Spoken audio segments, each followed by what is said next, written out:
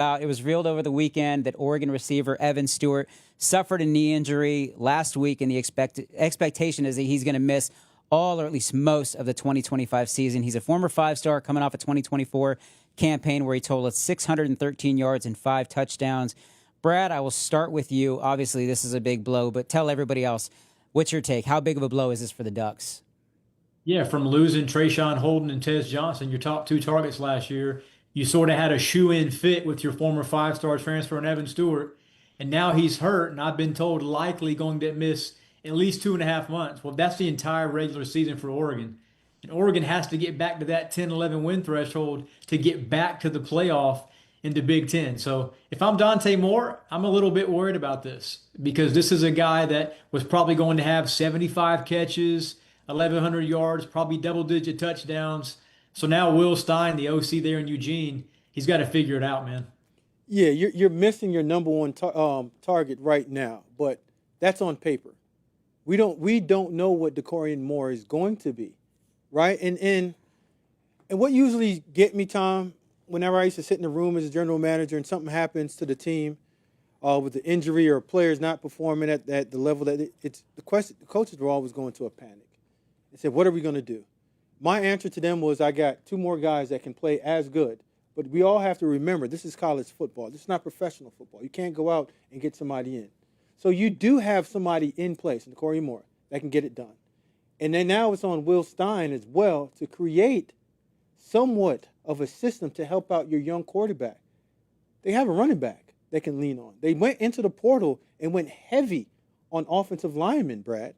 So if that's the case, and you say, you know what, instead of the 75 targets, we got to create 75 touches throughout the running back room, throughout our tight end room, to now combat the explosive plays that we are missing. But also, Will Stein, it's your job to create and design plays to make sure that this offense can still function. And again, if he does come back at the end of the season, all you have to do is just get into the playoffs. You don't have to go undefeated anymore. And I'm looking at Oregon's schedule. They still could do that. Evan Stewart was not a 1-game or 2-game changer. Good football player. But he's not Jeremiah Smith to Ohio State's offense. He's just a piece of it, not the biggest piece of it. If I'm one of those guys in the Oregon receiver room too, Tom, I'm looking at this as a major opportunity. I'm licking my chops that wide receiver 1 is on the mend for the next several months. I've got to beat a 17 or 18-year-old true freshman for that spot now. Guy like Gary Bryant, he was Oregon's top receiver 2 years ago, didn't play much last year, now has a chance as a veteran 5th-year player to really come up and, lead the Ducks. And then Malik Benson, they paid a lot of money for him from FSU, big-time transfer. Probably was going to start at one of those wide receiver 3 positions, now has a chance to move into the 1 spot. So Bryant, Malik Benson, there's more than just Evan Stewart in that roster. I mean, I will say on DeCorian Moore, I've seen him a ton in high school. I know Mike Roach probably seen him anywhere on any network. I mean, the former five-star is one of the most talented players I've ever seen. I remember he was talking to Keelan Russell at a 7-on-7, really like telling him, hey, you can't throw this ball here. You can't. He was like calming his quarterback down, and it was one of the most impressive things that I've seen from a leadership standpoint. I mean, DeCorian Moore I think he is going to be a breakout star in college football, even more so. I know some people might be like, oh, Evan Stewart's down. Can he still do it without that true number 1 alongside of him? But I think DeCorian Moore is going to set college football on fire, and I think he's not ready to throw the term generational out there, but I do believe he is an elite freshman All-American caliber player. Brad, when I studied DeCorian Moore, Yeah. and I'm watching him, and I'm like, this is one of the cleanest receivers in terms of being college ready that I've studied in a long time. Not saying he's the best, not saying generational, but in terms of route savvy. Yeah. That means getting on the top of his route, being able to have subtle movements to create separation. Easy hands catcher. Like you said, I've never been around him, but just the maturity level of understanding how he fits into an offense. And the game never felt like it was sped up to him. He was always in total control of the way that the game was being played and how he was handling the DB or the way that the defense was structured to stop him. Brad, I want to dive into their summer agenda. We started this, I think, a week or so ago, and obviously it's Oregon Ducks up next, but they're forced to game plan without Stewart. I know you recently wrote that it's all about Oregon boosting the confidence of Dante Moore. He's not necessarily been named the transfer starter for the Ducks, but how do they make that happen? And is this a blow for them?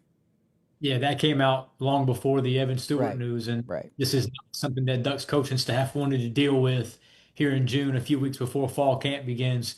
I think you let Dante Moore know that we're not going to put it all on your shoulders this season. However, the last two quarterbacks here were Heisman finalists, former transfers too, just like you, Dante. Bo Nix from Auburn, Dylan Gabriel from Oklahoma, and both them guys put up sexy numbers in Will Stein's offense. So the expectation is for Dante Moore to have a 3,000 yard, 35 touchdown season.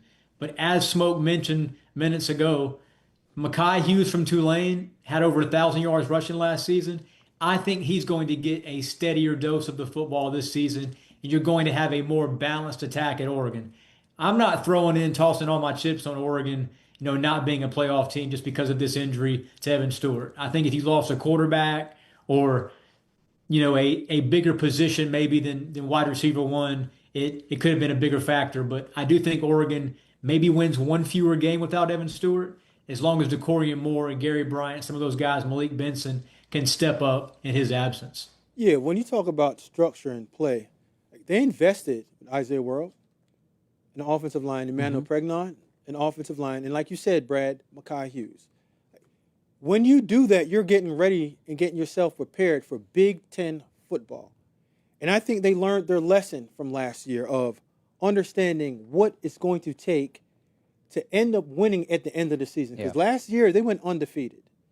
But Dante Moore is your quarterback now for the future. So you have to set him up in the role of, right now, managing the game until opportunities arise to you for you to take the game over. So we are going to be a 60-40 team, meaning we're going to run the ball 60% of the time, throw it 40% of the time, and be more calculated in the throws that we make, because we know right now our number one targeted receiver is down for this year. So how many other ways can we create positive plays for a young guy to come in and have confidence at the end of the season? If our number one guy does come back, we can now take him, put him in place, and we don't miss a beat because we ran the ball well. We've improved on our left side of our offensive line, our guard and our left tackle, in order to protect our young quarterback. And a lot of RPO plays, run pass opportunities, you saw Dylan Gabriel take advantage of, which a young quarterback should be able to do at the end of the day. Yeah, you mentioned Dylan Gabriel. I mean, I think that was the key for Dante Moore and why I'm personally extremely excited for him this year. I think he's gonna be one of the top quarterbacks in America. I think he's gonna put on a show. I mean, yeah, I think that having Evan Stewart would have absolutely helped, and I would have loved to see him alongside DeCorian Moore. And I think that obviously helps any quarterback when you have two elite talents. But the ability to go out in the offseason, add offensive linemen, like you said, have a strong running game, Brad, like you mentioned. I mean, I think it all points to a successful season for Oregon, and no reason that they shouldn't still be talking national championship. Tom, every year when we go into college football, there's always a new name that just pops up on us in terms of a first-year or second-year guy. Who would be a first or second-year guy that could come in that Oregon Duck fans need to know?